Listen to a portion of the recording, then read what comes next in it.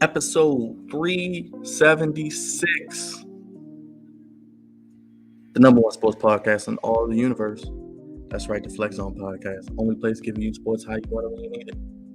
It's another Manic Monday in the Man Cave, and we're breaking down that super wild card weekend that was in the National Football League.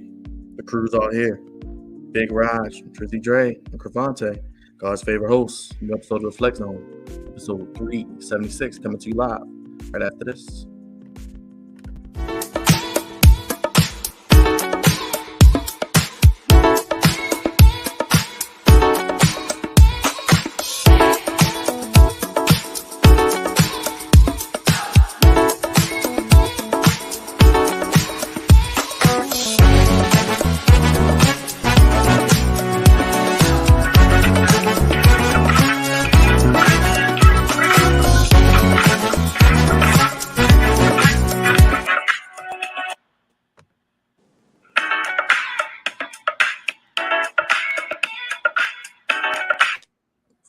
The Flex Zone Podcast, only place giving you sports how you want it, fellas.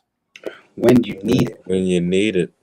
Episode 376, racking up the episodes. Better than the United States government racking up those unnamed documents like Joe Biden and Trump. It is the Flex Zone Podcast, baby. Raj, I know you'll approve of that. Only place giving you sports how you want it when you need it. Tonight, NFL heavy show. We recap everything that was Super Wildcard Weekend. Of course, Cravante has a standout goofy, or as Raj calls him, the goofy EST, goofiest coach of them all. Looks like he's going to be keeping his job also, by the way, but we'll see how that plays out. Also, talk about those Ravens. We'll see if Cravante has any Commanders news he wants to share.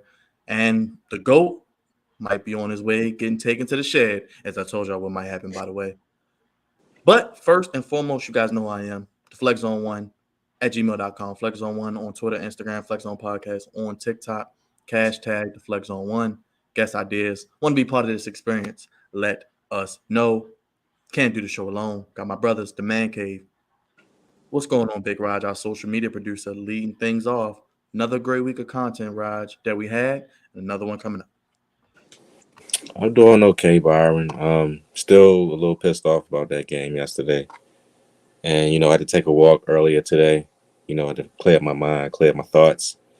And then I started having a little feeling, while I was walking.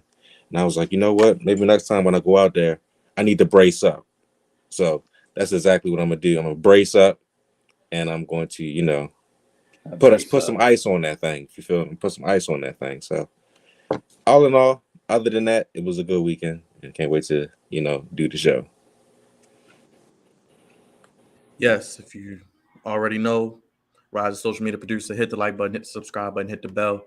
This next man, he is still the captain of the goofy ship, calling out all the goofiness. He is still the Commandalorian, and we still salute him as he is the commander himself, Commander Cravante Baby. And real quick, Cravante, have you tried the Crown Royal Salted Caramel? I did see it in the store the other day, and I thought of you. I wanted to get your review on that, by the way. I see it's limited edition. God's favorite host may have to try that out. So absolutely. I definitely I recommend almost all of the Crown Royals. Salted Caramel actually came out before. And it was different. It was different, but you mix it with a little something and make it work for you, baby.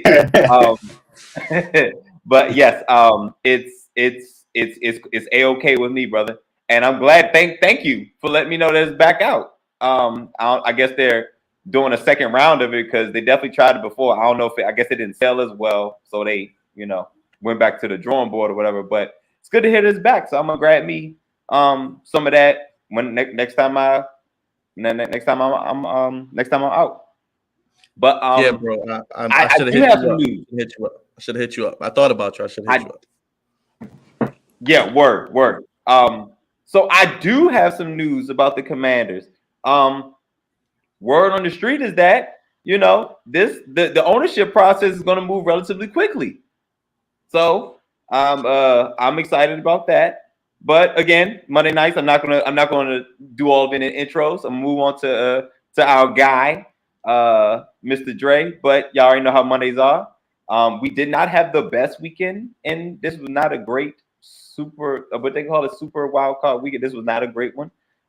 We had a couple. We had a half of them with stinkers. Like I don't know. It's like a lot of wild stuff going on, but wasn't the best. But we all know the cream rises to the top, and as we go to next week, it gets a little bit tougher.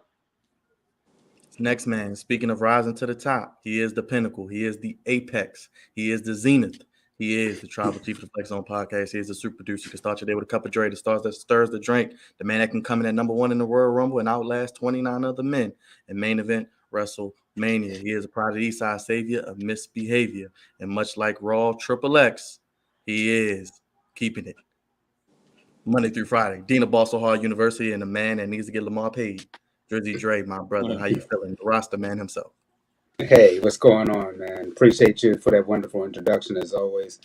Look, man, my man Lamar does need to get paid though. But Uncle Raj and you did a great video last night, so we're gonna just continue what y'all did, man. Let's get right to it. Let's get right to it. Before we get into the NFL stuff, we would be remiss if we did not start as it is today, Martin Luther King Day. We celebrated here on the Flex Zone podcast tonight, 2023 edition. Dre, I'm going to start with you. MLK Day still going strong all these years later and kind of become synonymous with big sports moments. You got the NBA. Tonight you had the wild card playoff game. So you get to celebrate MLK and get some good sports as well. Yes. Sports and MLK Day are starting to be intertwined, just like Thanksgiving, just like Christmas. But, on this day, we want to make sure that we honor Dr. King in Baltimore. We were able to have our parade for the first time in a couple of years. So shout out to Mayor Tate. That's not his name. For making that happen. And as far as I know, no violence or anything. So, hey, non-violence. But we would be here for the entire show going over the things that Dr. King has done for our community and the nation. So on this day, we just want to honor him and thank him for what he did and the turnaround. And we still hope for change in this world. Cravante, MLK Day. Every city's got an MLK Boulevard, baby. And unfortunately, they're usually not in the best neighborhoods. But I thought you would get ready to say that you welcomed on any MLK Boulevard. Well, that's you, Dre. But there is a reason. But there is a reason for that because his impact was nationwide. So yes, every state and probably every city, at least for sure, all the major ones have some form of Martin Luther King Boulevard. Martin Luther King. It's not sometimes it's probably Boulevard. To represent and honor the sacrifice, the ultimate sacrifice that he made for we hold him close to us because he is a brother, but he was really for the people. He was really for everybody and civil rights and just the advancement of everyone, but including Black people. We wouldn't be able to do what we're doing right now if it wasn't for the initial steps that Dr. King and a multitude of other civil rights leaders. But that's the most well known because he made the most noise in his good shoes too, in his good shoes and his good suits. He was making a lot of noise and doing a lot of movements, man. And that should not be poo-pooed in any way, shape, or form. Like I said, his initial steps are the reason why me and my brothers are able to do what we're doing on this here, the Flex Zone podcast. There was a point in time where we couldn't do anything close to this. So thanks to his beginnings and us continuing to advance the best way we know, and trying our best to follow, his motto and what he stood for. We're here. And we're going to continue to move forward and continue to honor him. Not even just, in the month of January or in the month of February, but every month and every day because there's always progress to be made. Big Raj, how you feeling, brother? We was talking about that wonderful Boondocks episode before we got on there. It's probably one of the best episodes I've ever seen in my life. You know, it's so relevant today. No lie. One of the top Boondocks episodes of all time. Yeah, it's crazy, yo. You know, shout out to hold on, let me say something, man. I'm sick of these memes online on Instagram and Twitter. The Flyers, the the Flyers. MLK Flyers. They got Terrible, yo. They got MLK, you know, with the money joint. I'm like, MLK with the He wouldn't women. like this. He would not like that. MLK with Casamigos. Like, And the most egregious thing that I've seen is the statue, bro. Why can't you just have the faces of Coretta and him with the arm? My gosh! Why? I'm like, bro, who did that? Whose idea was that? So my sources are telling me that it was a black sculptor, and the idea was to have the picture of him embracing Coretta when he won the Nobel Peace Prize. Didn't have the goddamn faces along with it. Have that faces along with it. It looks crazy. It looks like some other activities are going on with that sculpture. Bro, you could put a bunch of activities that go along with that sculpture, and it would be terrible. But let me just say this. Let me say something nice. You know, shout out to Dr. King as always. I'm glad that he has his own day. I wish Malcolm X would have had a day along with him. That would be nice because Raj, you know they're not going to give it to Brother Malcolm. Well, we know why, but still, they were the yin and the yang. They were Professor X and Magneto. That's where they got the idea from. You know, both of them. But either way, shout out to Dr. King. I mean, I hope you continue to rest in peace and doing your thing up there. And I just need people to stop with this goofiness, man. Stop with this foolishness. The stuff with B. Simone last year kind of pissed me off when she was talking about his escapades or whatever. But that's neither here nor there. Shout out to Dr. King, like I said before. And like I said before, stop with this nonsense online. The money phones and all this other stupid stuff. They need to stop with the parties, the mattress sales, the tennis shoes. I'm like, y'all need to stop. They got sales going on Dr. King Day. Like, come on. This was anything to make $1, yo. Anything to make $1. This was not, because if they knew Dr. King, they would know that he was not for capitalism. Let us know in the comments how you celebrate Martin Luther King Jr. Day, how you're remembering him. Hopefully you're not at a party.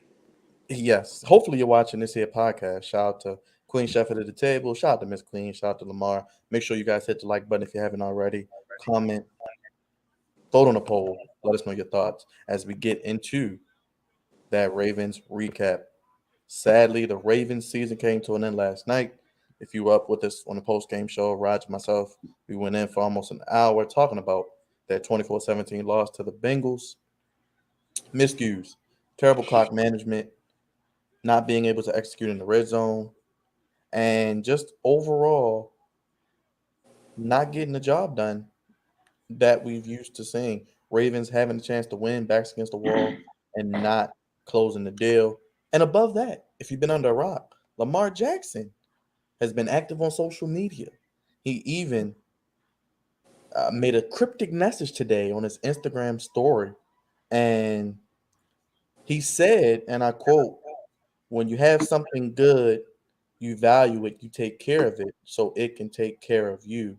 Clearly talking about his contract and that the Ravens need to take care of him so he can take care of them and help them win playoff games. A lot of players yesterday said they would have won if Lamar played. J.K. Dobbins, Mark Andrews, Marlon Humphrey. He tweeted last week about his PCL. Will he need surgery? I think he may even need surgery if it's a grade 3. Raj, if you want to kind of reiterate what happened yesterday and how you feel about it and this whole Lamar situation, as it never gets pretty when it gets into social media and into the public with negotiations. Well, I said a lot yesterday. I was reeling. I mean, I wasn't really mad, like I said before, but the writing has been on the wall the whole season. We know what was going on since training camp. since we went to the practices. I seen I seen Lamar looking good, but I just seen a lot. It was just different. Like a lot of things has been different this year, and it's been kind of like that for the last couple years. It's just like it's more business than it is having fun. And usually, when you see Lamar Jackson, he's usually a lucky, happy-go-lucky guy. He's having fun. He's always talking about his teammates and how much he loves playing with them and stuff like that. But this year was different. This year was more business. This year was contracts. This year was distractions. This year was a lot of other things that was going on in the organization. And it lasted the whole entire season. And the media just kept eating it up. They was eating it up. They kept feeding them more and more and more. And ultimately, we're at this point right now. No, yeah, they played yesterday. They lost. I mean, I figured they would. Lamar Jackson got hurt during the season again. He was trying to get back, but the knee just kept swelling up on him, and the organization was trying to keep it hush hush. They were saying, "Oh, he's going to come back in a week, or he'll be back next week, or he'll be back in 2 or 3 weeks," and then he doesn't come back, and then they don't know what's going on. We don't know, and all this other nonsense. And We don't know. it's just like it's frustrating. Like that's what the perfect term for it. It was extremely frustrating. This season has been frustrating. I'm not going to recap the game. I'll let Dre do his recap. If you want to hear my recap, you can look at the post game show. But the tweet today, them boys went in a whole hour. yeah, I went in for a whole hour, man. The tweet today for Lamar though, I like what he said. And I'm glad he really didn't put no emphasis on who he was talking about. I'm glad he just did a passive aggressive tweet. But his teammates spoke out today. His teammates said a lot of good things about him. He said, I know Calais Campbell said that they need to pay him because he is the franchise and they need to, step up. Marlon Humphreys last night said, that he was hurt. His knee was swollen up and he needs to, and they need to pay him. J.K. Dobbins said we would have won the game if he would have played. Sammy Watkins clarified his comments yesterday and said he was just joking. He said me and Lamar joke all the time like this, and it was all in good fun. And a lot of other teammates spoke up too. Mark Andrews was like, I love number 8. I hope he comes back. That's my guy, and I hope we can do it again next year. A lot of guys spoke out today. A lot of teammates that love Lamar spoke out, and it speaks volumes. It's just like he's a breath of fresh air. He's the leader. He's the leader of the team. They built the whole damn thing around him, and for this to be like this is ridiculous. I said yesterday that, I mean, the way this last week went, I was so disgusted with this organization. I was almost through with them. I mean, I've never heard nothing like this before out of a Baltimore Ravens organization, to the point where everybody in the media is talking bad about you. And I'm like, damn, everybody's talking. Shannon Sharp has been going crazy, and he won a damn Super Bowl ring with us. And granted, guess what? He's gonna have a documentary coming out in about a month or two about the 2000 Ravens. So that whole thing in itself is wild. Stephen A. Smith is going to do what Stephen A. Smith does. He destroyed us last week, and it's just like from the Nick Wrights to the Jason Whitlocks, everybody has been getting on this organization, man. How can you not pay your guy? How can you not listen to him and pay him? Do you even respect him as a quarterback? I don't understand. For 2 years straight, you had every opportunity in the world to give Lamar Jackson the kind of money that he wanted. All the opportunities, and you decide to not do it. And it's just it's just damning at this point. So I understand how Lamar Jackson feels. If he feels like the organization doesn't give a damn about him, and it kind of feels that way because you don't even address his injury correctly. Harbaugh, I don't understand that. How can you not know what's going on? You know what's going on. You don't got to sugarcoat it. Just say, look, bro, his knee's jacked up. He's not going to be playing with us. That's all you had to say. But you kept on egging it on and egging it on and egging it on to the point where Lamar had to tweet himself that he had a PCL strain and he's not going to be able to play. It's just this whole thing is just ugly. I'm praying that this is what I want. And I know it's probably not going to happen, but this is what I want that I'm going to pass it to Dre. I just want Steve Bisciotti to come out in about a week or two, have a press conference, come out and say, look, bro, I apologize. Because he was the start of this mess. I know it's not going to happen, but look, he was the start of this mess. He started this whole thing last year when he said, I don't think Lamar really cares about my money or anything like that. He just cares about winning. So no, you need to come out and you need to apologize, bro. And you need to say to the media, look, we're going to do everything in our power to resign Lamar Jackson. Lamar Jackson, we love this guy. He's been a character. He's been a a great teammate and a great player for us. And we're going to do everything in our power to resign him. If you do that, that would be fantastic. And you can leave it at that. But like I said before, man, this past week it's been awful. I mean, I wasn't even focused on the playoff game. I didn't even give a damn about the playoff game, to be honest with you. I just care about number 8 in this situation that's been going on. That's how bad this distraction has gotten this entire season, to the point where I don't even give a damn about the playoff game. But I digress. Dre, you may have the floor. Real quick, Drake, before you go, I'm gonna ask each one of you this. I think the issue is this. Do you give Lamar a fully guaranteed contract, Raj, more than Deshaun Watson? Because Lamar's not budging. He's saying, give me guaranteed or else. He's not saying I'll take anything less than that. If I'm the Ravens, I'm doing this. Look, I'm going to give him 2 options. And this is clear out. I'm from Steve Bisciotti. I'm saying this. Okay, look, we'll give you the fully guaranteed money. We'll give you everything you want. But guess what? You're not going to be able to get this, that, and the third. But we'll give you what you want. Or 2, I can give you most of that money, but we can make sure that we put some more pieces around you. Which option would you like? Or would you just like to leave, period? You have 3 options. Which option would you like? Simple as that. Go ahead, Dre.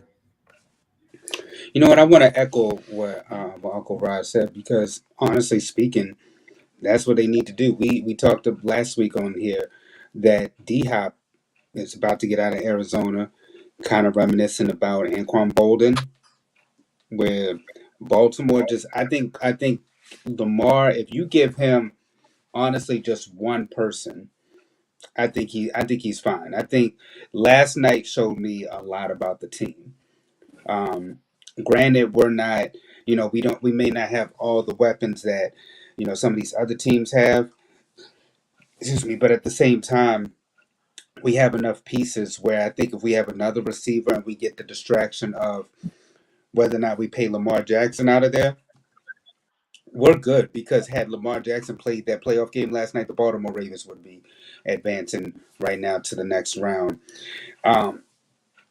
And it's just been a dark cloud all season, and I hate it that when it comes to this, because we've seen it time and time again. Washington, we've seen it with Dallas, and now we're seeing it with Baltimore. So they need to figure this thing out expeditiously, because right now within that division alone, you have 3 quarterbacks. You have Kenny Pickett, who is on the rise, and he showed me some stuff this season because of those late comebacks that they've had. You already know about Deshaun Watson, that he's going to get much better with the off season and more time with the Cleveland Browns, and then of course Joe Burrow right now is the best quarterback in that division. But you have somebody right alongside him, because while Joe Burrow can fling that ball, you got somebody there who can do it all, and has an MVP, and that's in Lamar Jackson. Baltimore has to be smart. Them old ways of running the football and playing defense, they don't get you nowhere nowadays. That worked maybe, even 10 years ago. But nowadays, this is an offensive league where you have to be able to pass the football. You have to have wide receivers and people to throw to. And Baltimore can play the smash mouth football, which will work in the playoffs. But during the regular season, to get to the playoffs, you need to be able to fling that ball. So, like Rod said, you need to be able to be like, look, Lamar, we can pay you, or you can take a bit of a pay cut so that way we can get some other pieces around you, maybe get you one or possibly two receivers so that way they can go alongside with Andrews and we can really make some noise. But I understand Lamar too saying that look, I want a fully guaranteed contract, and Deshaun, I know he's paid. I want to get paid too, but yeah, while you want to get paid, and the TV deals and everything is about to go up, we can at least match it or at least somewhat, go over it, so that way you're taken care of, and that way the team is taken care of too. I don't think any of us here are mad at Lamar Jackson for trying to get his money, because we all believe that he does deserve a payday, and this should have happened a while back, because we've also named other quarterbacks who are about to get a payday with no hesitation. And why does it have to be this brother and this situation? Granted, the Ravens have never been in this position, but look, sometimes we just got to adjust with the times, and we can't keep being with the same old tradition that we've done. Like I said, the game has adapted. So last night showed that this team can compete, but you have a small window at the same time when you do this too. Because while you may pay Lamar or you may not pay Lamar, you still have other people that you did pay, and other people who will come up on contracts within a couple years. You just paid Roquan, but you still got Andrews, who you paid a few years ago. What about Andrews? That's a huge piece right there. Um, so you got to think about all this stuff and factor all that in. And this whole Ravens offense is centered around Lamar Jackson. What are you going to do Yeah. about Greg Roman? What are you going? All these questions start coming into play. But at the end of the day, everybody knows that Lamar Jackson deserves his money, and he should be compensated, because last night again, the that game to me is just that scream, just Lamar Jackson advancing to the playoffs.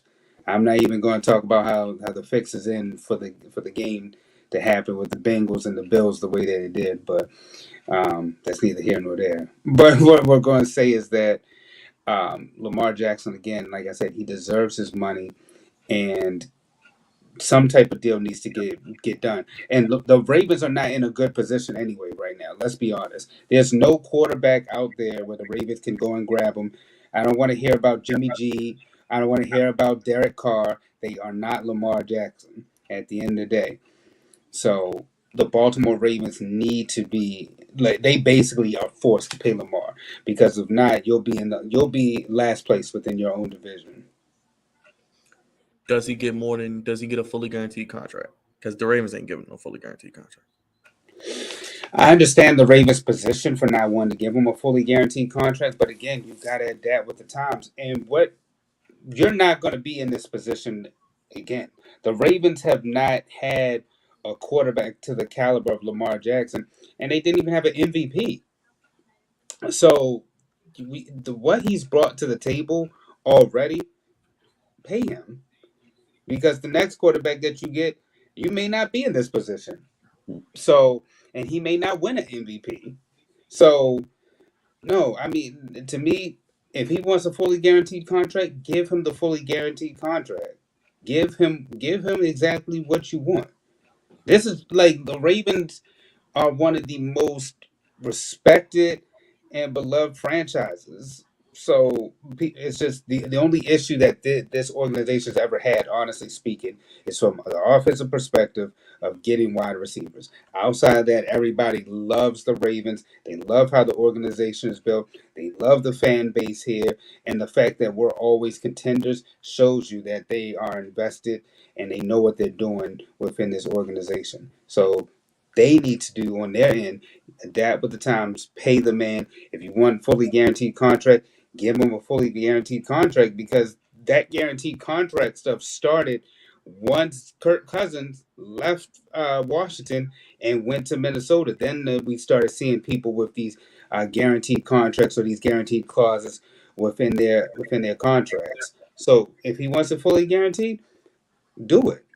Because Lamar Jackson, we haven't seen a quarterback of this magnitude outside of Michael Vick.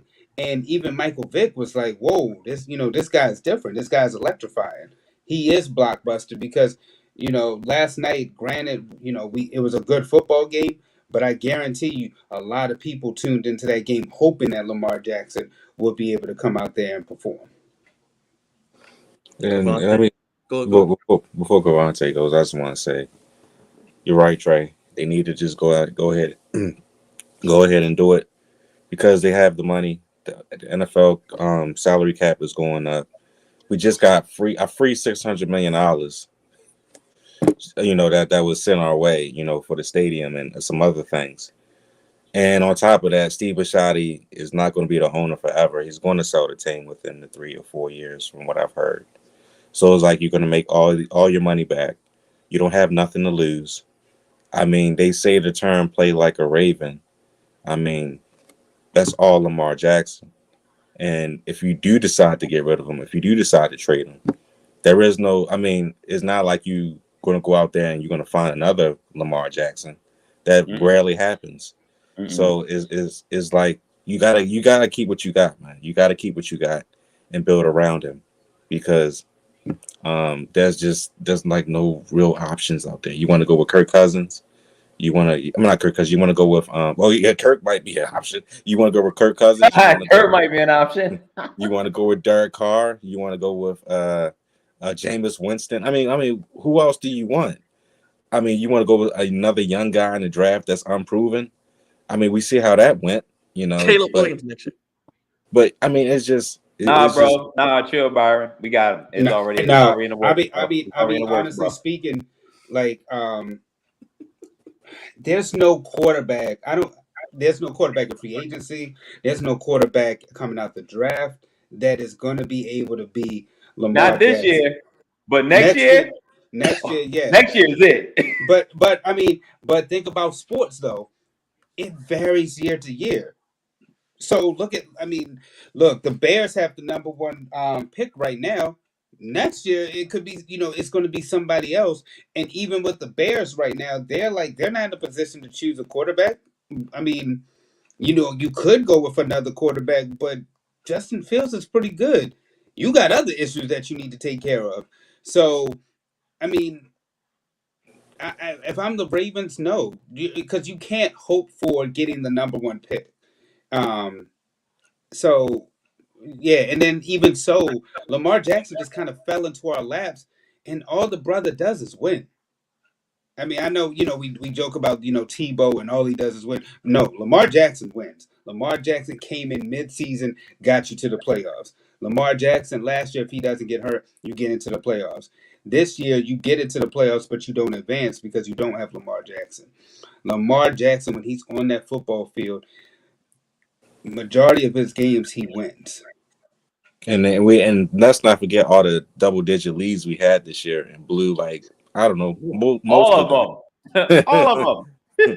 So now, granted, having Roquan in there did help some of that bleeding, but at the same time, this team has to be. I mean, and these are things that they'll address in the offseason, hopefully. But the main thing, their main priorities right now, need to be on offense. Defense, yeah, you can get some tweaks in there, but offensively, you need to do some things. So. That's true, Mark. That is definitely true. Although in 2011, we should have won, but that's neither here nor there. Go ahead, Cravante.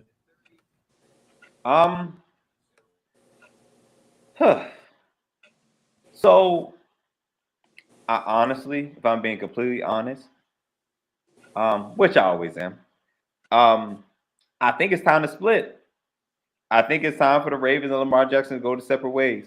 And part of the reason I'm saying that is because of the lack of agent that he has. He has no representation.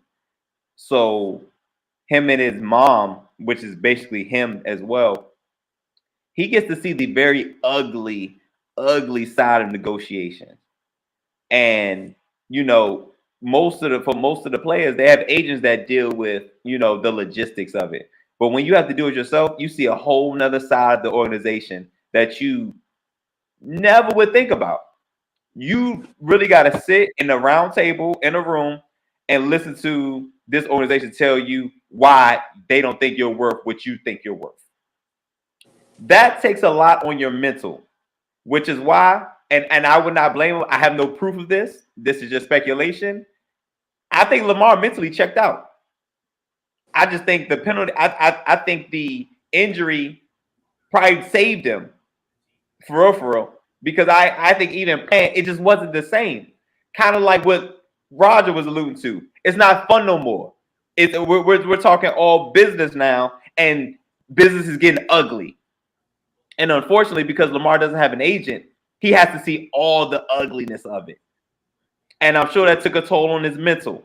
So honestly, before the injury, I think Lamar Jackson checked out mentally.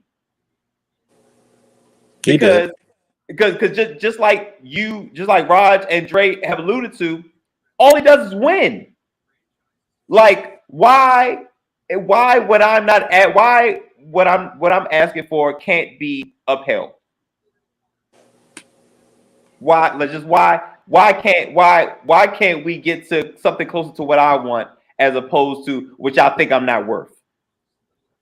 And I think that type of damage can't be undone. Even if they come back to the table, they're not going to give him 230 guaranteed. They're not. The Ravens don't know. The Ravens have never wrote a check that fat before.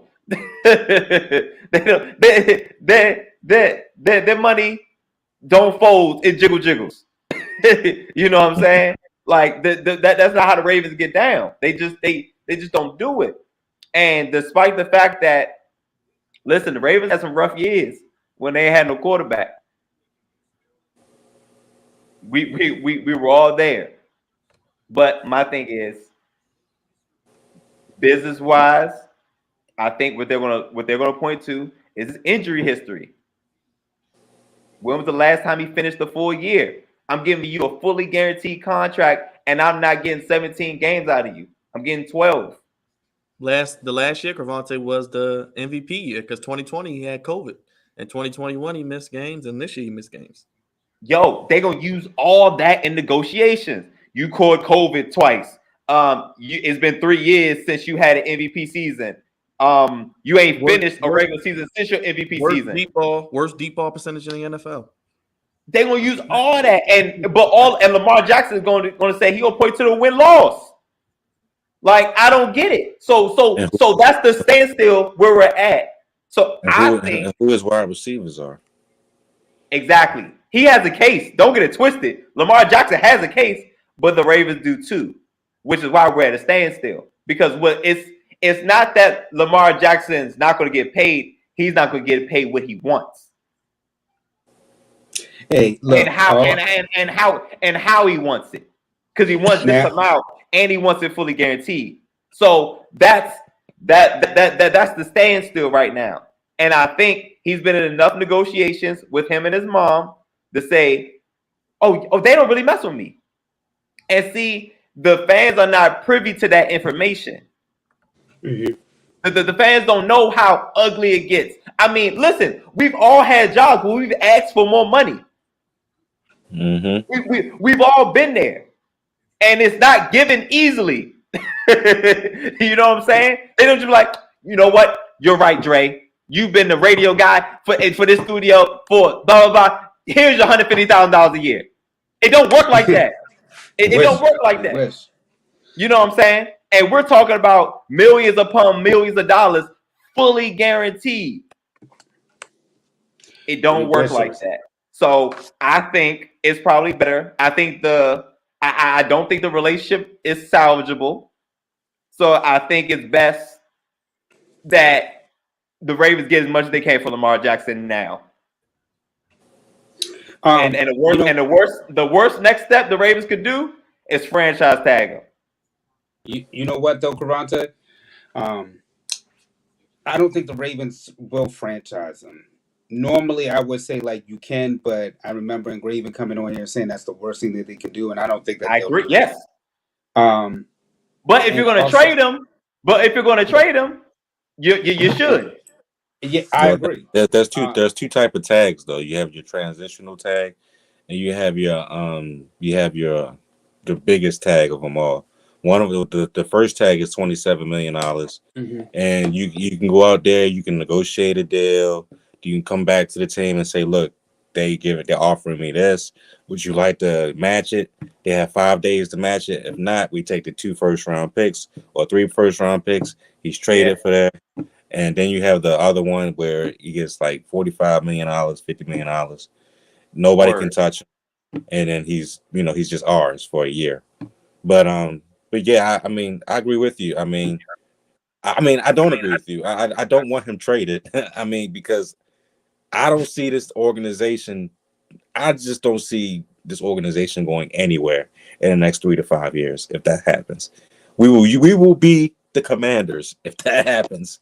We will be the Jets if that It's not happens. We'll great be the times. Lions It's if not that great happens. times. Whoa, whoa! The It, Lions have a quarterback. they, The Lions. well, they got Jared Goff. He's okay, but They I'm all just right. They saying. all right. They figuring it out. They are figuring it out. I'm just saying we'll be going back to the 7 and 9s and the 8 and 8s yet again. We've Yeah, seen yeah. that last year how that panned out, and it's just like you're going backwards. So you might as well stick with what you have and continue to move it forward until you can't do it no more. I agree because, like I said, in that division, outside of Joe Burrow, Lamar Jackson is the only quarterback in that division that can, at least go with him, split with him, and be able to do some things to make the Ravens relevant. And then also, like we were talking about, franchise tag. Ravens haven't been in this position before. We've seen history where this can go one or two ways. You can do the Kirk Cousins route, and he can go to another team and be the face of them, or you can be like Dallas and just end up paying him even despite the injury and breaking him off because you know that, hey, look, right now we're looking at other options, but we don't see any other viable options except this guy. We might as well just give him his money and call it a day. And I think that that's where the Ravens need to be at. Just at the end of the day, pay Lamar. You don't have any other options. And also, after that game, we talked about Greg Roman. That seat for John Harbaugh needs to start. It needs to start cooking because Lamar Jackson has saved his ass before, and it's pay up time now. So John Harbaugh, your seat needs to be at least warm, if it's not hot, and definitely get Greg Roman up out of there. Now the Ravens did have a good game, surprisingly, last night. It was a competitive game down to the wire, but that game just screamed. Everybody nationwide just was like, look, if Lamar Jackson had played, they would have had a different result. So at the end of the day, you need to pay them because, like I said, they're not in a position to be like, hey, we can go with somebody else. There is nobody else. Yeah, I did a video earlier today. Um, if Greg Roman's not gone by Friday, I think he's going to stay. So they need to make a decision quickly because before they do anything with Lamar, they have to get the right offensive coordinator in here. Um, who that might be, I don't know, but he ain't in this organization, and Lamar has to negotiate. Lamar's going to have to come down from a guaranteed contract because he ain't getting it here. And I don't think any other owner really is going to give it to him because the Browns are the only team to give Deshaun that money. So we'll see what You don't happens. think that the Dolphins with the Tua situation? They already said Uh, Tua's coming back, and I would bring Tua back. I think the Jets would do it. I wouldn't trade with the Jets because you're not getting anything. You're getting the 14th pick. I'm not giving up Lamar for the 14th pick. The Jets don't have a top 3 pick. You don't. You got all the leverage if you're the Ravens. You can franchise him. He play out the year. Okay, cool. Yeah. Then you can franchise him again. So you got the leverage if you're the Ravens. And Lamar doesn't have his most value. Like I say, he's been missed 11 games the last 2 years. Just is what it is. That's the fact. At this point, they just need to come to the table, and they need to just hash it out, and they need to make up and play nice, and just they need to just get it done at this point. Just get it done. He does. He does. I don't think he wants to go anywhere. I really, honestly, don't think he wants to I don't leave. think so either. I don't No. think so either. and I mean, honestly speaking, I don't think neither side really wants the other one to go because, like, we said this before on our show. He's just Baltimore. Like, it's some people that just fit, where they're at, and to me, he just fits Baltimore. He's not from here, but it's some people that when they come into your city, and we've seen this, Raj, with people like Ray Lewis, Ed Reed, Suggs, like some But no, people, but no, Lamar is different though. See, you, you know, Lamar can go places where they can't go. He came to Morgan State, man. yeah, Ray he Lewis just and them ain't coming to no damn Morgan State. You're right. He pulled up to the Chick-fil-A, and so you're right. I mean, Byron, we've seen this, time and time again with people within the Baltimore Ravens organization who just kind of fit the city. And I mean, this guy has just come in and just become the face of the franchise. And we've never had a quarterback to do that. I mean, granted, Joe Flacco may have been our first franchise quarterback that we've really ever had, but we've seen how that situation panned out. We could go down the accolades of Lamar Jackson time and time again, but I don't think that he wants to go anywhere, and I don't think the Ravens honestly want him to go anywhere. I genuinely do believe that John Harbaugh and Lamar are like side by side. I think that like there's a genuine coach player relationship between those two. We'll be talking about this for weeks to come because I'm sure it will drag on probably until we get to almost the start of next Hey, season. but you are right, Mark, about that comment. It's the not Florida. It's the Miami, Florida specifically. Don't do all of Florida. Don't just Miami, Florida specifically. South Florida. Yeah, and I mean, the only reason I say he's right about that because Ray Lewis is from Florida, and I believe Ed Reed is from South Florida, too, Miami. Don't say all of Florida because you got to take it all that mess. hey, wait a minute. Go ahead, Karate. Where they from? What school they from? You. So, yeah, he's right. Miami. Make sure you guys vote on the poll. Let us know your thoughts on the Lamar Jackson situation. We'll have more videos, more analysis, and like I said, hopefully by the end of this week, an announcement of new offensive coordinator. Because I got some guys in mind that they could hire, but we'll get to that down the line. Look for those videos. Hit the bell, hit the like button, vote on the poll. But let's talk about the weekend that was super wild card weekend in the NFL. Let's start with Saturday. We'll start with Saturday, and then we'll work our way through Sunday and today. Saturday, we had what happened on Saturday? We had the 49ers and the Seahawks. Started off as a close game, but 49ers pulled away. Brock Purdy, 41-23, 49ers over the Seahawks. And then Saturday night, Chargers, my Super Bowl pick, up 27-0. And the fighting Tony Khan, Jacksonville Jaguars come back to win 31-30. Brandon Staley can't Get him out of here. Well, looks like he's staying, Cravante, but I'll start with you, Cravante. 49ers kind of did what we thought they were going to do. Looks like they may have a date with the Cowboys. We'll see what happens in the next few minutes. And boy, oh boy, them Jaguars, another young quarterback. So Seahawks 49ers. Listen, we got to cut quite. We had quite a few divisional matchups in the playoffs, and we all know those games are a little different. The Seahawks had a lot of fight in them in the first half, and even had the lead. By one point they was up 17-16, if I'm not mistaken. But again, the cream always rises to the top, and the 49ers did what the 49ers have been doing all year. Suffocate and pull away. And that's what they did in the third quarter. That's exactly how the second half went was how we thought the whole game was going to go. But I mean, they end up losing by double digits anyway, which was we all figured that was coming. But shout out to Geno Smith. I don't know if the awards came out for comeback player of the year, but that's probably his award. Shout out to Pete Carroll for saying, because I'm gonna go back on something. Listen, I had a goofy of the week that I was wrong about last year. I think this was one of the earlier ones before the season started when Pete Carroll said, I got 2 starting quarterbacks. I forgot who Geno Smith was going against. Who was the other quarterback? Drew Lock. For the Seahawks? Drew Lock. What was his name? Drew Lock. Drew Lock. Listen, I didn't think he had none, but Geno Smith was it. And it started week 1, and he did not let up. Led them to the playoffs, and they played valiantly for one half. And then, of course, the 49ers did what they supposed to do and pulled away. Brock Purdy looks poised, and it looks like the moment's not too big for him, which is scary. Now, that's going to turn into another problem if he messes around and go to the Super Bowl.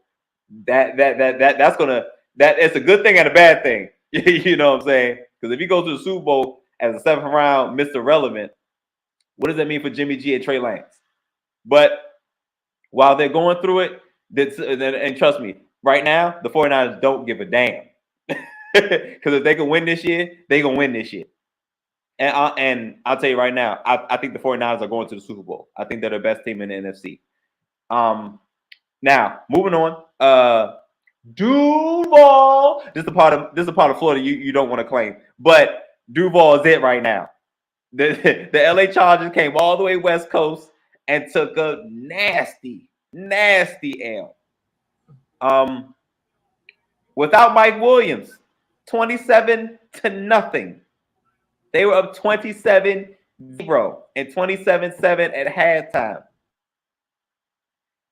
And of course, I've been saying it since he got that damn job. I don't think Brandon Staley deserved to have that job.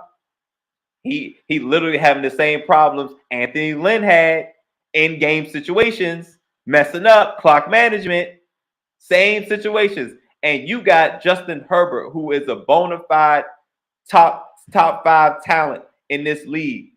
And for you to miss the playoffs, in back-to-back years, it's absolutely absurd. And then you make it this year. I mean, it's first 2 years you miss out on the playoffs, and you make it this year.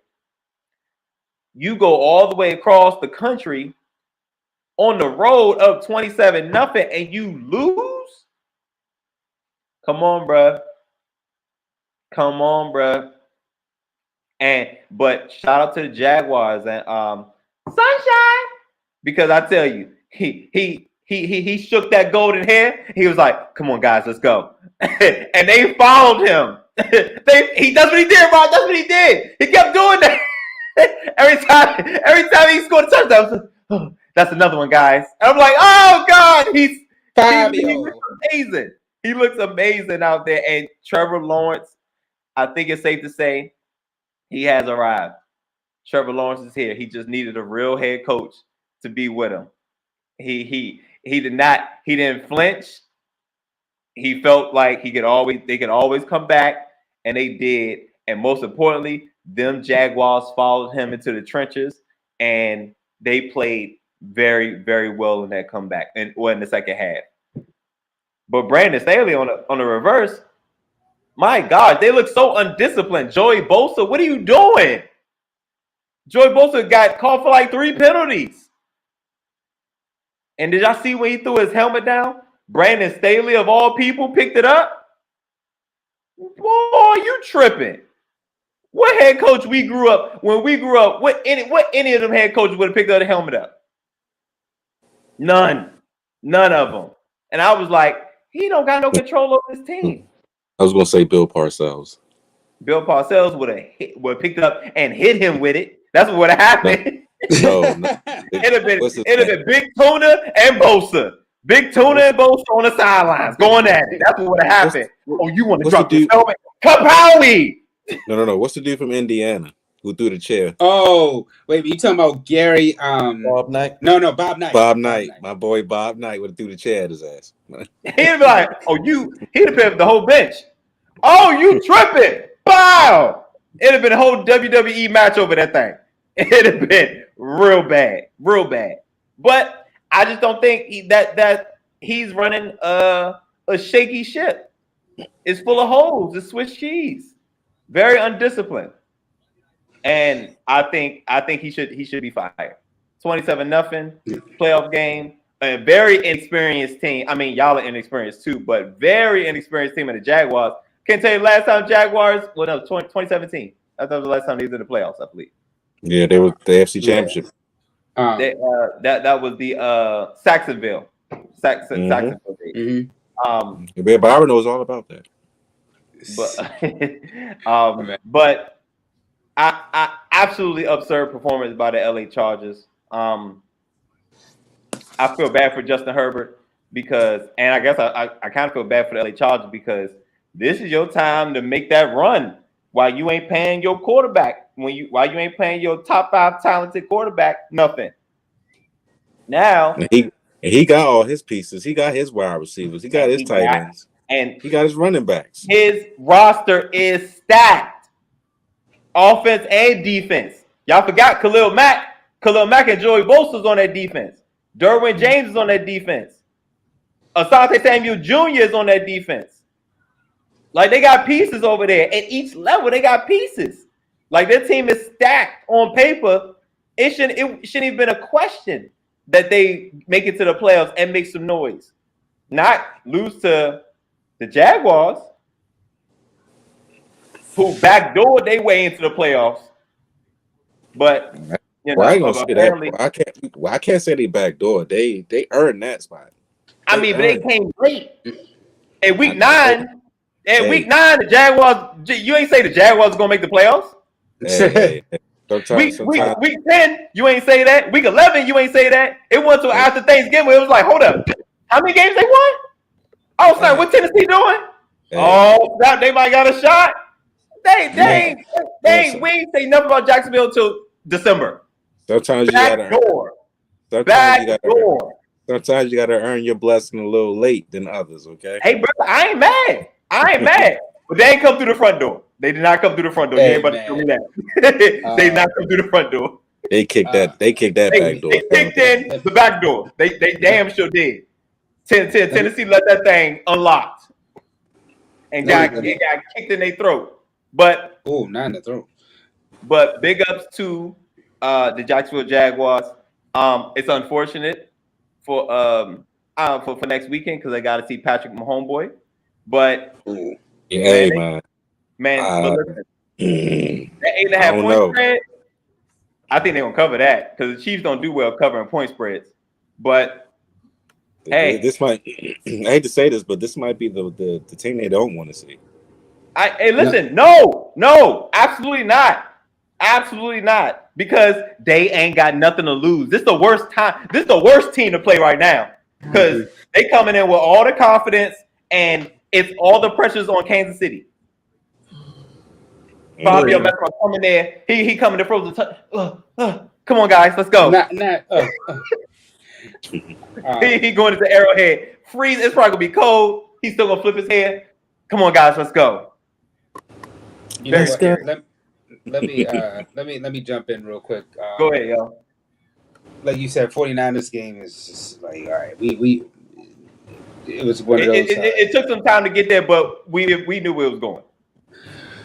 Saturday, there's debate about whether or not that may be the greatest comeback in NFL playoff history, because for that man to be down 4, he threw 4 interceptions in that game.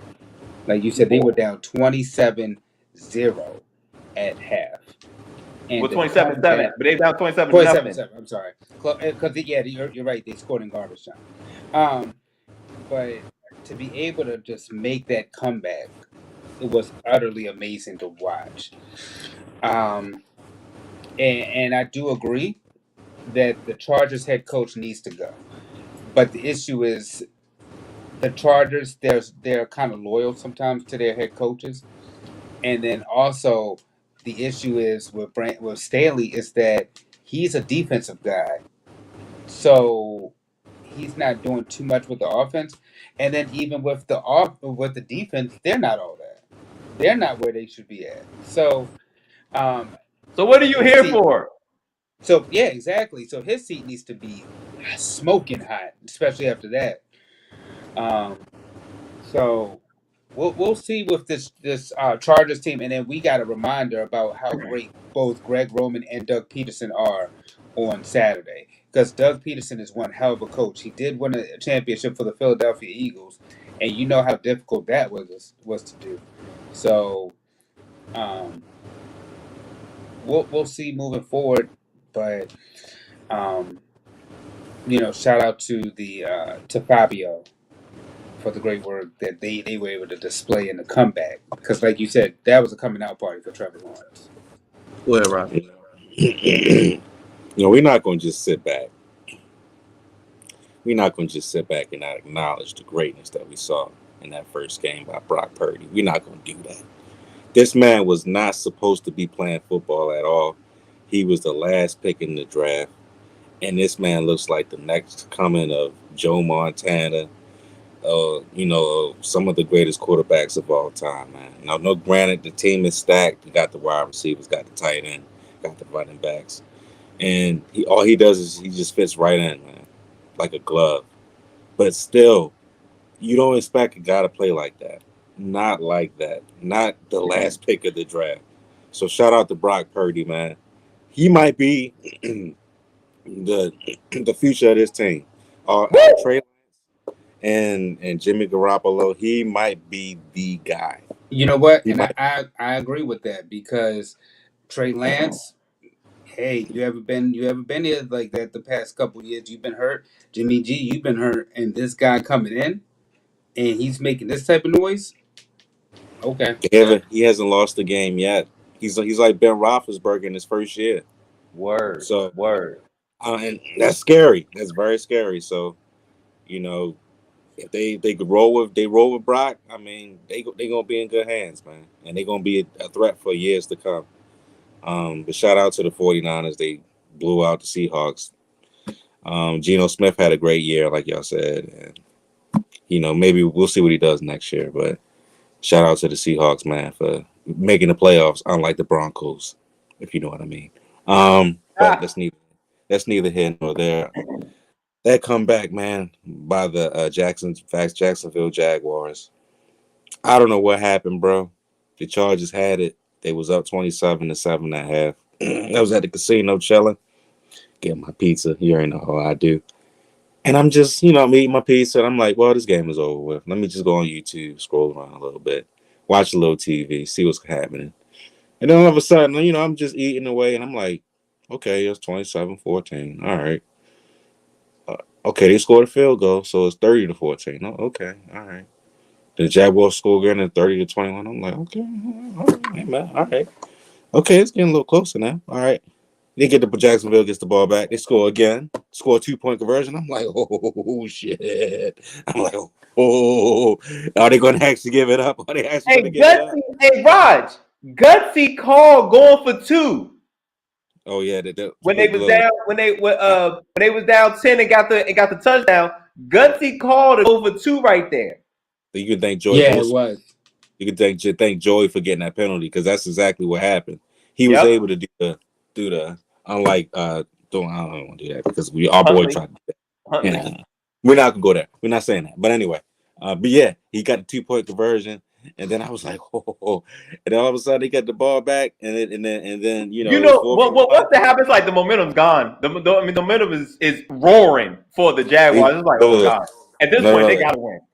Look, and I see. You know what, man? I seen the same look that I saw, maybe at week 2 or week 3 for Brandon Staley. It was 4th and 1 or 4th and inches or whatever, and all you need to do was get one stop to win the game. He doing like this.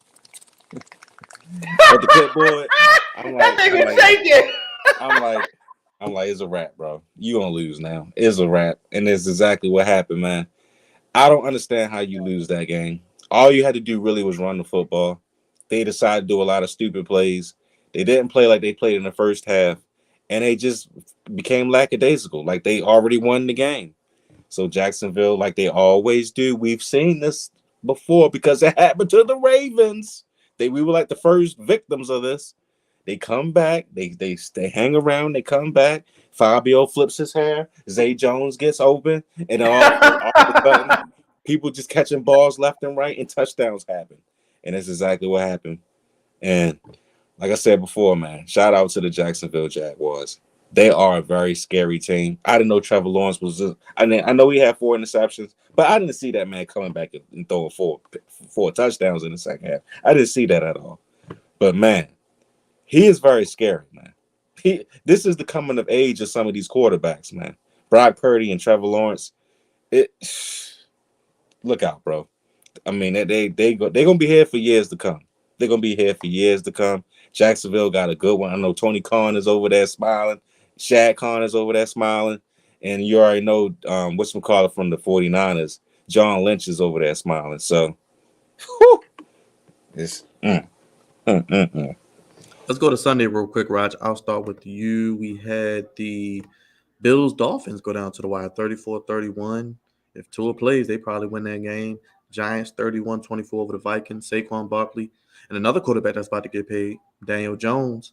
He earned his money yesterday, and we know the Ravens lost 24-17. What were your thoughts on Sunday? yeah, we're not gonna talk about the Ravens. I don't want to relive that again. But the Bills and Dolphins, I kind of expected it to be a close game because they're divisional rivals. Even though the Dolphins have a backup quarterback, he played last week and he wasn't too bad, so he kind of got a feel for what was going on. And it's kind of hard to play bad when you got Hill and Waddle on the outside. As long as you can give them the ball, they do most of the work. And that's exactly what the brother did. He was giving them the ball a lot, and they almost came up with it, man. The Bills was on their heels a lot. They couldn't put them away, really. And it was just like it was a nightmare matchup for them. But it also helped them as well because they kind of needed this type of victory against the Dolphins so they can gear up next week and play Cincinnati. Now, to be honest with you, I thought Cincinnati was going to beat them, before DeMar Hamlin went down. I was like, oh, Cincinnati might be about to roll again, and they're about to roll up on them. But now that they have the home field advantage in that court, I think that is going to work wonders for the Bills, and it's going to give them a little bit more inspiration and a little bit more umph. And on top of that, with Cincinnati losing a lot of their offensive linemen, it makes them a little bit more vulnerable. So, I mean, the Bills have a really good shot of going to the AFC Championship game, and it was In like I said Atlanta, before. if it happens, if they see the Chiefs, Yeah, I mean, we'll see, man. And that's where it's gonna be. Okay, it's gonna be in Atlanta. Okay, well, I mean, yeah, but I mean, I expected it to be a close game. I didn't think the Dolphins gonna get blown out. But if Tua comes back healthy next year, it's gonna be a problem, man. It's gonna be a problem, and I think the Dolphins are only gonna get better. Mike McDaniel can coach. He's a really good coach. he's all right. Yeah, he's all right. He's all right. He He's showed much better than that guy in LA. Oh, he showed some things. But the Dolphins will be back next year. The second game, the Giants and Vikings. Kirk Cousins, man, and it wasn't really his fault, but you just knew like once the Giants got rolling and Daniel Jones was doing some amazing things. I didn't expect the same thing for Kirk Cousins in the clutch, man. I just didn't. I was like, as soon as the Giants get the lead, I was like, I think this is over with, and holding out hope. And that's exactly what happened. It's just like he for once he couldn't come back like he did a lot of these games in the regular season and get these miracle wins. Nah, that was over with. It was over with. And the Giants, man, I hate to say this, but they are a really good squad, man. They are a really good team. I've been holding out, over the season because I thought that the ball was going to drop on Daniel Jones and Saquon Barkley, but Daniel Jones is definitely showing up and showing some things as well. 78 yards rushing, 301 passing with unknown wide receivers. I don't even know who the hell he was throwing to, but they was getting open and they was catching them balls, man. So shout out to the Giants, man. Wink Martindale still in the playoffs. Ravens. He is a good defensive coordinator. Don't get it twisted. And the Giants, they did their thing. Go ahead, Dre. I would, the Dolphins game, like you said, I think if Tua was playing, it'd be a different result. Both the Bills and the Bengals, but granted they won their games on Sunday, but neither team is looking like that team right now. So we'll see what Kansas City does we'll see what Kansas City does with the Jaguars next week. I think that'll actually be a pretty good game. But that Giants game, I was kind of shocked by that because we all picked the Vikings to win, and the Giants are showing that when you have a good head coach, good defensive coordinator, they're doing nothing more than what they did back when they won their last chip. Getting the running game going. A couple of receivers that are pretty okay, um, and defense, and it's winning for them right now. It's a winning formula. So they'll that's going to be a competitive game with the Eagles, I think, next week as well. Oh yeah. What, Cavante? So I do know. Well, this is a trend I have to pay more attention to, especially in the betting world. Divisional games don't usually be blowouts. No matter what the circumstances are, divisional games just don't be blowouts. And the point spread was 14. The Miami Dolphins was the biggest underdog of wild card history, being a 14-point underdog. And I ain't gonna hold you, just off the fact that they got a guy that really hasn't played professional football being their quarterback, I was like, I think the Bills are gonna roll. And they did early. But again, and this is gonna be Josh Allen's Achilles heel, he always pressing.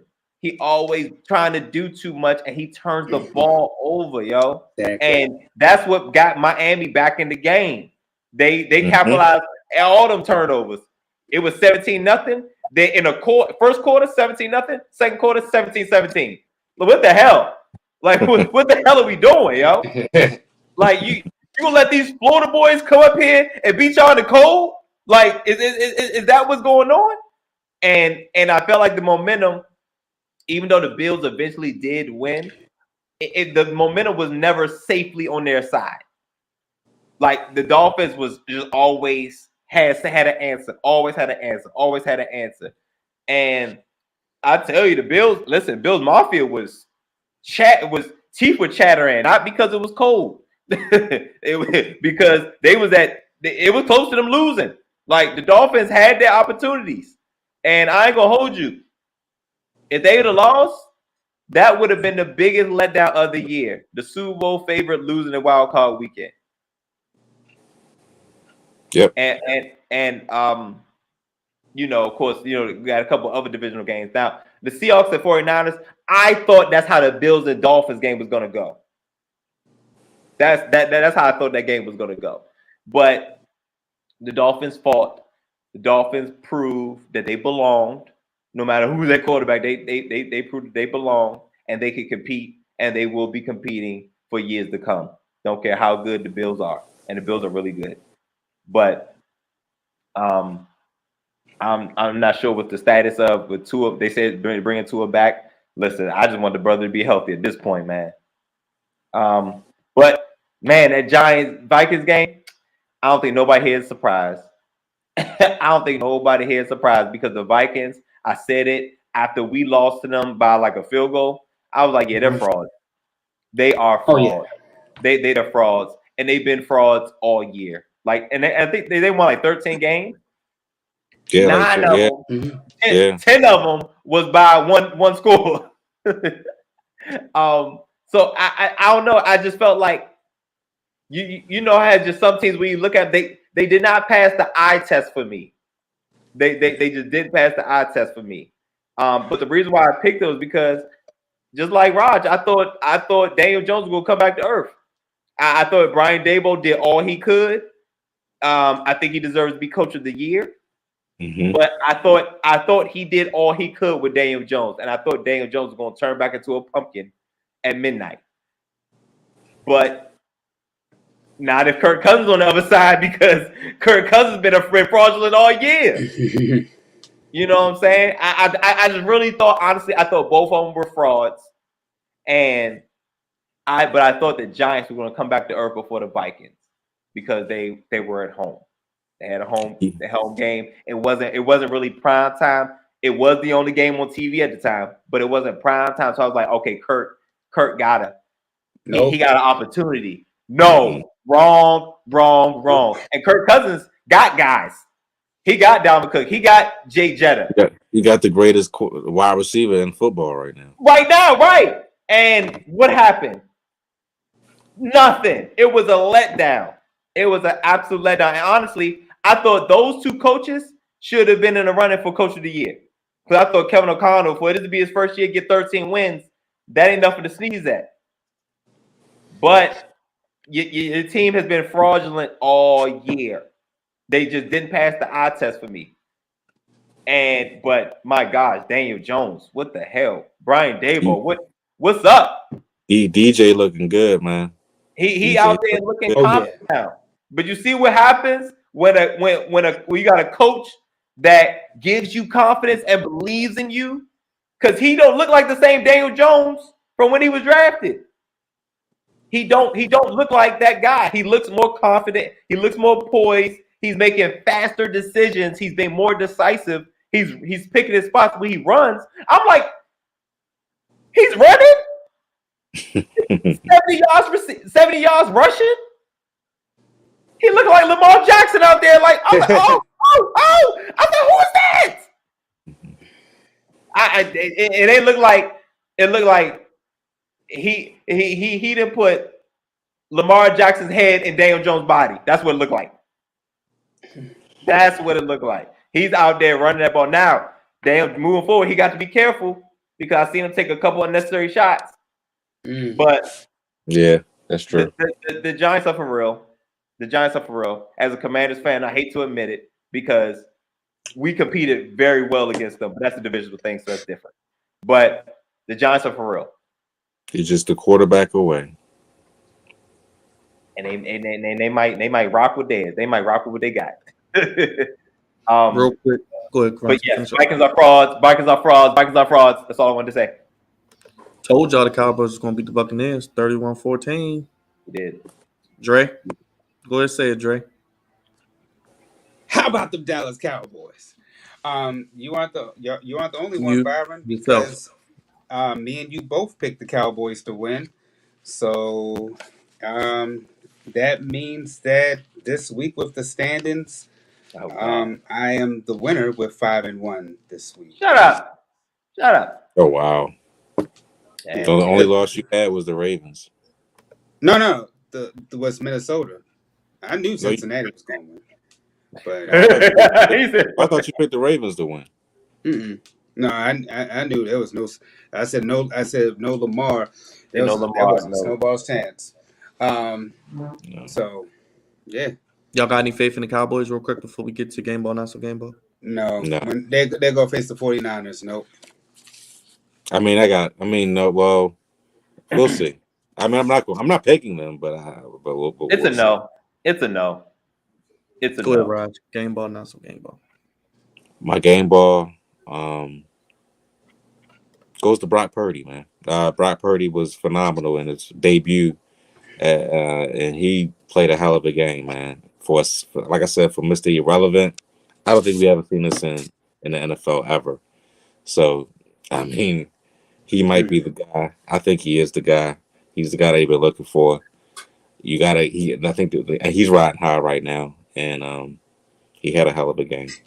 So he gets my game ball, for destroying the Seattle Seahawks, especially in the second half. He was good. He was rocking and rolling. My not so game ball has to go to the whole entire Ravens organization, man. This entire week has been terrible as a Ravens fan. A lot of distractions going on, a lot of foolishness. I'm glad the guys played hard. I knew they was going to lose, but I'm glad that they played hard. They played to the last, drive of the game. But you got to do better, man. We can't be doing stuff like that, and just being strictly goofy. I didn't even know we played. I knew we played. I knew we had a playoff game, but it just didn't feel like it. It didn't feel like it during the city either. Usually you see the purple lights everywhere, especially during playoff time. And I was driving through a couple of places downtown. The only thing that had purple lights was the stadium. Everything else was just bland or dry. It was like a ghost town down there half the time. So yeah, man, the not so game ball goes to the Ravens organization. I don't know it's gonna be some more foolishness coming, but hopefully we figure out something. But they get my not so game ball. Go ahead, Dre. I guess my not so game ball would go to Miami as well, because Miami made some mistakes with clock management, talking about 4th and 1. They thought it was a first down. So, granted, their head coach, I think he's here to stay. I think he did a good job this offseason. Granted the injuries with Tua and everything, so I think he'll get another crack at it. But um, let me. I wanted to start out with them, and then my game ball, like I said earlier, 4 interceptions and a half, and then coming back to throw for those 4 touchdowns and have your coming out party. So shout out to Trevor Lawrence, and shout out to not only Trevor Lawrence but Doug Peterson too, because like I said earlier, he's one hell of a coach, y'all, and he's showing what he was able to do with the Jaguars. And I think the Jaguars are here to stay. Me and Byron, we both picked them to make some noise, and they've signed, sealed, and delivered. Start low and high, Cravante. Man, not so game ball. I mean, it's got to be. Listen, man, there's a reason why Washington did what they did with Kirk Cousins. He's not the guy. I don't care how many games you win. When it comes down to it, if you need Kirk Cousins to make a play, he's going to throw it short on 4th down. That's what he's going to do. That's it. I don't care what pressure. He's going to throw it short on 4th down. That last play was like, yep, that's Kirk Cousins. And he's always been that guy. Like, he's in the average category with, the Dak Prescotts and the Jared Goffs and all those guys. Y'all know guys I'm talking about. They're all in that average group. Now, are they on the higher end of the average or the low end? But they're in the average group. They're all C+ quarterbacks at best. So yeah, Kirk Cousins and the lead in that Minnesota Vikings team just not it. Dre actually took mine, but it's cool because I'm gonna go through the another. I'm gonna go to another head coach. It's all good, man. That's what happens when you go last. I'm gonna go to another head coach and quarterback combination. Brian Daboll and Daniel Jones. My heavens, Daniel Jones looks like a completely different player. He has all the confidence in the world. He got Saquon Barkley behind him, and again, unsung heroes.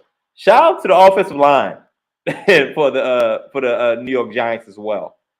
They had question marks at the beginning of the year, but it seems like they're doing enough. And with Saquon Barkley, hey Byron, he's a spin move away.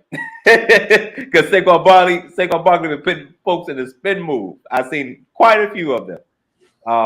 But yeah, that's my that's my game ball. Giants have to pay quarterback and running back this offseason, so they're going to be kicking out a lot of bread. And 3 NFC East teams in the divisional round of the playoffs. Unfortunately, Cravante, no Commanders. Nah. Solution. Hey man, it happens, man. Listen, brother, I tell you right now, and I'm gonna be on this train. Listen, if it don't work out with Sam Howell, I want Caleb Williams. Oh, and I got good news. Go ahead. In reference to the Commanders. So so I was telling you earlier that the sale of the Commanders will be over and done with pretty soon. According to JP Finley. He also states in an article that Todd Bowley, is that Bowley, has pulled out of the bidding. Another rich guy from the area. That leaves Josh Harris, who is a DC native and the owner of the Philadelphia 76ers and the New Jersey Devils. And is also a new update for the location of said Washington team. So all that dumb fried stuff that we was talking about before, Byron, that's what we doing with that. So this is about potential new stadium. There's a firm belief that a return to the RFK Stadium grounds in Washington is a real possibility. The Commanders currently play at FedEx Field in Landover, Maryland, and some ownership groups believe they could make a viable, they could turn into a viable practice facility on the current stadium site and return to the city to play games. I think that's amazing news. That is absolutely amazing news moving forward. I hope. I've been saying, hey man, ain't nothing. If y'all been in DC lately, ain't nothing going on around RFK. Ain't nothing going Traffic. on. Are they fed up in FedEx? Just Say traffic. that again. Are they fed up in FedEx? They should have been fed up after that mess. It's been y'all saw the mess. They was on Goofies of the Week a couple times. All that mess that was going on at that damn stadium. Man, listen. Honestly, after the Rashawn Taylor Debacle. memorial, so demo it all, start over, and come back to RFK, come back to DC, where it used to be rocking back in the day. That's great news. One, ownership looks like it's coming sooner rather than later, and two, come back to DC, baby. Let's get to the divisional round picks. The last 8, the Elite 8. Saturday, we get started. Jaguars, Chiefs, 4:30 on NBC. How y'all feel? I think it's safe to say everybody picks Tribal Chiefs. Chiefs in a close one, but I think the Sure. Jags, Are you sure? Are you sure it's safe to say? I think the Jags cover though. Maybe not safe to say, but you know. It's one of them you almost there, kid type of games. I think they cover, Byron. I think the spread is 8.5. I think they cover. I think the Chiefs will win, but I think it'll be by a slim margin. I think they cover the 8.5. Very slim margin. Giants, Eagles, divisional game, 8:15 on Fox. So Eagles. Fox. It depends on if Hurts is hurt or if he's healthy. He'll be playing. He'll be playing, but will he be himself is the question. Well, he plays hurt, unlike some other quarterbacks. Oh boy! Wait a minute. I know we're not going to take shots at LJ at New Era 8. I know we're not doing that. I'm just saying, man. But anyway, hurt guys stay what, Byron? Hurt. Okay. Jalen Hurts will be available, so I think the Eagles will win. When was the last time he played? I think he played week 18. Yeah, he played the last game. Yeah, He played the last game. So they clinched no more seat. Oh yeah, right. Okay. It'll be a crazy letdown for the Eagles to lose. But this is a divisional game, so it's gonna be weird. I'm gonna go with the Eagles. Yeah, we're going Eagles, but I think the Giants cover. 3 p.m. CBS, Bengals, Bills. I think majority of us picked the Bengals last time to win it, so I'm picking the Bills. I picked the Bills last time. I'm still gonna roll with them. Yeah, give me the Bills. The Bengals offensive line is messed up.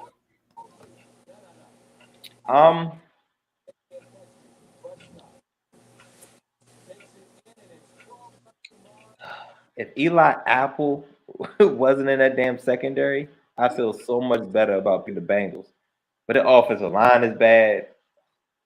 Granted, Joe Burrow did it last year with the terrible offensive line. Are you saying Stephon Diggs is going to give him the preseason double move? Oh, God. The double move. He don't even have to give a double move. Just run past him.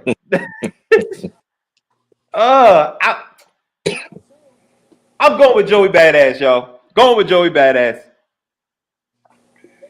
And Fox, 6:30, rematch in 1992 NFC Championship game. Cowboys, 49ers. This is a rematch of last year, I believe. Oh, yeah, they played last year. But Yeah. Was that the divisional? Yeah, that was the divisional round. Was that the divisional round? I think all of us, picked the 49ers. Yeah, I'm picking the 49ers again. I do want to see them. I think the 49ers are going to the Super Bowl. So I need those crying emojis. I need those crying things back again. You know, Brock Purdy hasn't lost a game yet, and he's played great all throughout, right? You think he loses his first game? He is due for a hiccup. Dallas has a really good defense, and Michael Parsons came back tonight, looked great. Him against Trent Williams should be an interesting matchup, Cravante. Whoever wins that matchup, I think wins this game. Trent Williams has the highest grade for offensive lineman this year. I picked all home teams. I'm gonna go Cowboys. I think they get to the NFC Championship game. I'm gonna go Cowboys. I think Purdy loses a game. It's just too good to be true, man. It's just too good to be true. Too good to be true. I think he's good, but I think it's more he's in the Kyle Shanahan system as well. He is a 7th round pick. But we'll see. Give me the Cowboys. Okay. Let us know your divisional round picks. And let's get goofy with Cravante's Goofies of the week. Man, listen, y'all. Let me go ahead and jump into this. Oh, gosh, something wrong here. Hey, Byron, you don't happen to have any visuals, do you? Just so. Yes. Give me 1 second. Go ahead, do your thing. Oh, man. He need give him this visual. Oh God! Brian, do it again. the play sheet. Play sheet. He like this. He like this. Scared as I don't know what. That play sheet, it was laminated, but it was still shaking like it was paper. Oh man. All right, guys. Good people. Welcome to Goofies of the Week, sponsored by the Flex Zone. Appreciate you guys for giving me a little bit of time to let me tell the people what I thought was goofy this week. And it's a lot to choose from, but I ain't gonna hold y'all too long. For the sake of time, I got one and one only. But before I get into this particular head coach, I have 2 cards, 2 levels of goofiness that we deal with. I have the low level goofiness. Is there anybody with the color green on that was in the playoffs? I guess Duval a little bit. That's like teal, right? Anyway, low level goofy, green, funny, kiki, and we let it go in the hopes that it doesn't grow into a bigger goofy. That I usually don't do too much with that card because it just doesn't catch my eye like the big goofy, the high level goofy, the red level goofy, the Cardinal Sin red high level goofy. If you guys listen to any of my past goofies, they're top notch level of goofiness. This is, we got to congregate. We got to figure out what's wrong. Some things need to change. This is not funny anymore type of goofy. But I'll try my best to make it funny. Boom, there he is. There's a guy. This guy is the head coach of that thing shaking. And the picture is shaking.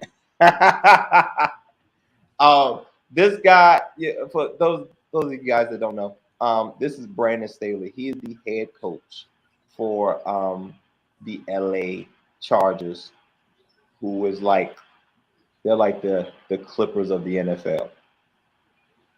High potential, but will let you down at some point. This brother, he seems like he's in over his head. He gives me those vibes that he's in over his head. He's an analytics guy, so he's a big numbers guy. He was the one going for it on 4th down 1,000 times last year, and it working out maybe 12 times out of the 1,000.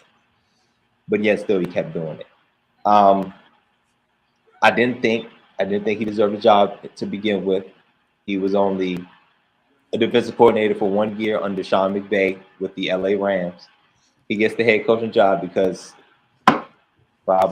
he's a part of he's affiliated with the Good Old Boys Club, and he's had Justin Herbert for the first 2 years, and he missed the playoffs. And we all know the type of talent that Justin Herbert possesses, and for him not to make the playoffs is absolutely absurd. And he has piss poor clock management and in-game situational, management, I guess I could say. He'll not close games. And this super wild card weekend divisional matchup between the LA Chargers and the Jacksonville Jaguars proved my very point. Not only did he not finish, let's just start at the beginning. His team scored the first 27 points. Yes, the first 27 points. The score was 27-0 against the Jacksonville Jaguars. And granted, they came all the way across town because the Jacksonville Jaguars won the NFC South, which means they get a home field game. So the LA Chargers come all the way from LA, all the way to Duval County to play the Jacksonville Jaguars, and they jump on them real bad, 27-0. And they did all this without Mike Williams, which is also that guy's fault because he played his starters all the way into the third quarter in a Week 18 matchup and got some key starters hurt. And Mike Williams being one of them who didn't even make the trip. Also very, very goofy. So they're up 27-0. It's all well and good. The Jacksonville Jaguars score a touchdown before halftime, so now the score is 27-7. And all the momentum is still on the LA Chargers. And yeah, things are riding high. And they almost to the point where, no, not almost to the point. Yeah, I'm gonna say they mailed it in. They absolutely mailed it in. And Mr. Sunshine with the long, luxurious hair led the Jacksonville Jaguars with an amazing comeback. I believe it was like the third biggest comeback in postseason history. Led them boys in a comeback, the Jacksonville Jaguars, all the way to take the lead and win the game. Something Brandon Staley's been doing for the last couple of years. Not finishing games, poor clock management, and not good with in-game situations. And he proved he checked every box that was wrong. I think he should be fired, guys. I ain't gonna hold you. I ain't gonna hold no pun. He should be fired. But again, don't think he deserved a job to begin with. But he continues to prove that he cannot close. He cannot finish games. And apparently he don't know how to run the ball either. But I think he should be relieved of his duties. But I'm hearing that they might keep him. But whatever, just look forward to either not making the playoffs or a first round exit because that's the type of guy that's running the ship. Goofy, and absolute goofiness. To have the talent of a Justin Herbert and you just waste his years, non-salary cap hitting years with this guy is absolutely absurd. Because probably by the end of next year, they're gonna pay Justin Herbert an absurd amount of money, and then your roster is gonna be stuck. Your roster is not gonna be as good, as stacked as it is right now, with Joey Bosa, Khalil Mack, Asante Samuel Jr., Derwin James on defense, Keenan Allen, Mike Williams, Austin Eckler, and Rashawn Slater, one of their stud left tackle, and of course Justin Herbert leading the charge. Why is this team not penciled into the playoffs every year? Because of him. It's absolutely because of him. Just goofy, just dumb. He would have had to find his own way home after that game. You gotta find your own way to LA, brother. Gotta find your own way. Will Brady be a Raider next year? Probably. I can't say he's going to be a Knight because it's probably between the 49ers and the Raiders, but I think he'll be a Raider. But he'll be in the same state as this goofy right here. And also, you'll be in the same division as this goofy right here. So good luck, Brandon Staley, seeing Tom Brady twice next year. Goofy, and extra goofy. How this guy gonna have a philosophy that he don't play his starters in the preseason, but he gonna have his starters in the meaningless Week 18 matchup all the way into the third quarter and risk injury, and one of the guys not being able to play in the crucial playoff game? Doesn't make any sense. Just dumb. Just dumb. But anyway, y'all know my line. There's a thin line between goofy and great, and he's definitely on the wrong end of it. Got to do better, guys. Got to do better.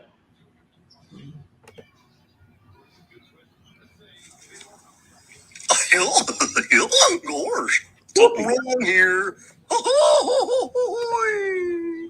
Goofy, I'm so glad you were able to make it. Cowboys will repeat. We'll beat the 49ers. I doubt it.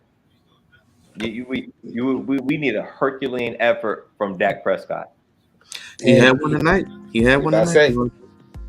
That means he's not going to have one the next night. Hey, we'll see what Purdy does. This is going to be interesting.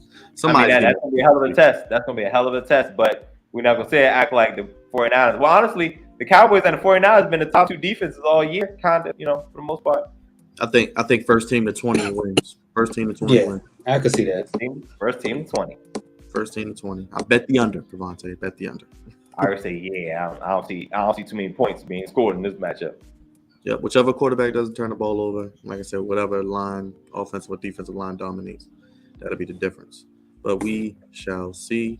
Drizzy Dre, another episode next week, episode 377. What can the people expect, and how can they start their day with a cup of Dre? Lord willing, Rafael Espanza, he will be here next week to talk about the playoffs and the Royal Rumble. And how can they keep up with you each and every day, my brother? Hey, good morning, Baltimore, 7 a.m. to 10 a.m. In the words of my man Russell Wilson, that's right. Not in that car. He need to ride his ass out of Denver. That's what he. Hey, Cavante, hopefully you're driving us, man. Hopefully you're driving us. Executive producer Andre Melton, senior producer Cavante Hurd. More Commanders videos coming soon, Cavante? Oh yeah, I gotta get my rundown, my list, my you gave it such a nice name. Commander checklist. My Commander checklist. We're gonna try to figure that out this week if we can. My guy, Big Rod, social media producer. What can the people expect on the channel, brother? And what's coming up this week? AEW Dynamite Wednesday. We don't got no more Ravens previews. I'm gonna miss those, but I'm pretty sure we'll have Ravens news throughout the week at some point. We just dropped a video today about what's going to happen, what to expect. Another lost season for the Ravens, but hopefully we get news about Gregory P getting fired sometime this week. So stay tuned for that. More divisional news for the NFL coming as well. And I'm pretty sure we'll start doing a little bit more NBA news down the line as well. So stay tuned for that. At the Flex Zone 1 Twitter and Instagram, Flex Zone Podcast on TikTok, flexzone1@gmail.com. Guest ideas want to be part of the show. Of course, Flex Zone 1 is the Cash App as well. Only place fellas give me sports how you want it. When you need it. Next week, we'll be recapping the divisional round and preparing you for Championship Sunday as a 1 week closer to Super Bowl 57 and that wonderful Rihanna halftime show. For Dre, for Big Raj, for Cravante, and everybody joining us. You appreciate the love, family. Hit the like button, subscribe if you're new. And of course, hit that poll, vote. Let us know your thoughts on. Let's check what's going on. People think Lamar will get a long-term deal. So I agree with them, and I hope the Ravens and Lamar figure it out as well. We'll be back next Monday. Hit the bell to notify when we're live. When the videos come out, we'll see you when we see you. Till next time, y'all. We're going to bed. Peace. Peace.